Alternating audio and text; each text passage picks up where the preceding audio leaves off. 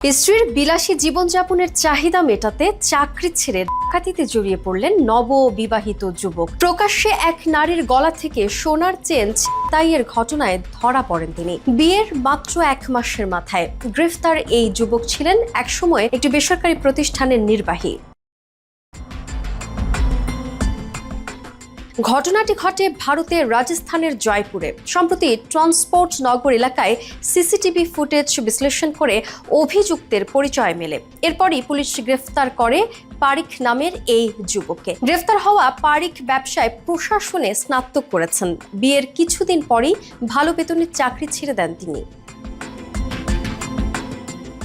পুলিশের জিজ্ঞাসাবাদে পারিক স্বীকার করেন, স্ত্রীর বিলাসবহুল জীবনযাত্রার চাপ সামলাতে না পেরে তিনি অপরাধের পথে নেমেছেন। প্রাথমিক তদন্তে জানা যায়, স্ত্রী তাকে অর্থ এবং আড়ম্বরপূর্ণ জীবনযাপনের জন্য নিয়মিত চাপ দিচ্ছিলেন। সেই চাপেই এই ঝুঁকিপূর্ণ সিদ্ধান্ত নেন তিনি। পারিক এর আগে কোনো অপরাধে জড়িত কিংবা সহযোগী ছিলেন কিনা এবং তার স্ত্রী এই বিষয়ে কিছু জানতেন কিনা খতিয়ে দেখছে পুলিশ।